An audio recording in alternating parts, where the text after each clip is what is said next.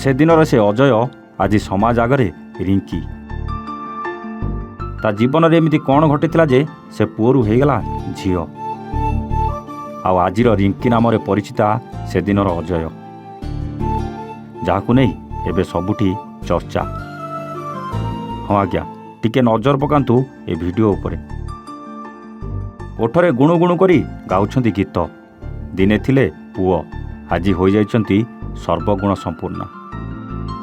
ହାତରେ ଶଙ୍ଖା ସିନ୍ଦୁର ଶାଢ଼ୀ ସହ ନିଜର ଗୁଣ ହିଁ ବତାଉଛି ଏକ ଭିନ୍ନ କାହାଣୀ, ଯାହା ଏବେ ସବୁ ସ୍ଥାନରେ ଚର୍ଚ୍ଚାର କେନ୍ଦ୍ରବିନ୍ଦୁ ପାଲଟିଛି। ତେବେ ସେ ପୁଅ ଥିଲେ ସତ, କିନ୍ତୁ ତାଙ୍କର ଚାଲିଚଳନ ଏବେ ଗୋଟିଏ ସୁନ୍ଦର ଝିଅଟିଏ।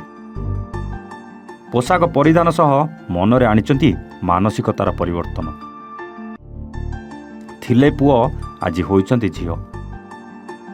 ନାରୀମାନଙ୍କ ପ୍ରତି ହେଉଥିବା ଅନ୍ୟାୟକୁ ସହି ନ ପାରି ହୋଇଯାଇଛନ୍ତି ଝିଅ।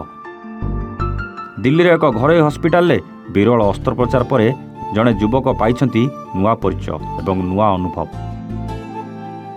ସମାଜର ନାରୀମାନଙ୍କ ଉପରେ ହେଉଥିବା ଅତ୍ୟାଚାର ଏବଂ କନ୍ୟା ଭ୍ରୂଣ ହତ୍ୟାକୁ ରୋକିବା ସହ ଅବହେଳିତ ମହିଳାଙ୍କୁ ନ୍ୟାୟ ଦେବା ପାଇଁ ଏଭଳି ନିଷ୍ପତ୍ତି ନେଇଥିବା କହିଛନ୍ତି ରିଙ୍କି। ତେବେ ଏହି ଭିନ୍ନ କାହାଣୀ ଦେଖିବାକୁ ମିଳିଛି ବାଲେଶ୍ୱର ଜିଲ୍ଲା ଜଳେଶ୍ୱର ବ୍ଲକ ଅନ୍ତର୍ଗତ ନାମକନା ଗାଁରେ। ସେହି ଗ୍ରାମର ରବୀନ୍ଦ୍ର ବାରିକଙ୍କ ତିନି ପୁଅଙ୍କ ମଧ୍ୟରୁ ମଝିଆ ପୁଅ ହେଉଛନ୍ତି ଅଜୟ ବାରିକ। ଶୈଶବରୁ କିଶୋର ଏବଂ କିଶୋରରୁ ଯୌବନ ଯାଏ ଜଣେ ପୁରୁଷ ଭାବରେ ପାଠପଢ଼ା ଶେଷ ହେବା ପରେ କୋଲକାତାରେ ରହି ଏକ ଘରୋଇ କମ୍ପାନୀରେ କାର୍ଯ୍ୟ କରୁଥିଲେ। ତେବେ ସମାଜରେ ମହିଳାମାନଙ୍କ ଉପରେ ହେଉଥିବା ଅତ୍ୟାଚାର ଏବଂ କନ୍ୟା ଭ୍ରୂଣ ହତ୍ୟାର ବୁଦ୍ଧି ତାଙ୍କ ମନକୁ ଆନ୍ଦୋଳିତ କରିଥିଲା। ଦେଶ ସ୍ୱାଧୀନ ହେବାର 78 ବର୍ଷ ପରେ ଆଜି ବି ନାରୀ ସୁରକ୍ଷିତ ନୁହନ୍ତି। ତେଣୁ ଆଜିର ସମାଜରେ ପୁଅ ଅପେକ୍ଷା ଝିଅ ଜନ୍ମ ହେଲେ ଲୋକଙ୍କ ମନରେ ଘୃଣା ଭାବ ଜାଗ୍ରତ ହେଉଛି। ମହିଳାମାନଙ୍କୁ ଦୁଃଖ କଷ୍ଟ ଏବଂ ଯନ୍ତ୍ରଣାକୁ ଜଣେ ମହିଳା ହିଁ ବୁଝିପାରିବ। ତେଣୁ ପୁଅରୁ ଝିଅ ହୋଇ ସମାଜକୁ ନୂଆ ବାର୍ତ୍ତା ଦେବା ପାଇଁ ଏଭଳି ପଦକ୍ଷେପ ଗ୍ରହଣ କରିଥିବା କହିଛନ୍ତି ରିଙ୍କି। ନିଜ ପରିବାର ଲୋକଙ୍କ ସହମତି କ୍ରମେ 2022 ମସିହା ଡିସେମ୍ବର ମାସରେ ଦିଲ୍ଲୀସ୍ଥିତ ଓଲମେକ୍ ହସ୍ପିଟାଲରେ ଡାକ୍ତର ନରେନ୍ଦ୍ର କୌଶିକଙ୍କ ତତ୍ତ୍ୱାବଧାନରେ ଅସ୍ତ୍ରୋପଚାର କରାଇଥିଲେ ଅଜୟ।